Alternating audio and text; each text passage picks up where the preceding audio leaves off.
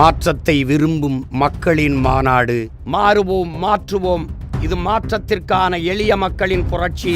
திரள்வோம், திரள்வோம், திருச்சியில் திரள்வோம், தீந்தமிழ் இனத்தீரே.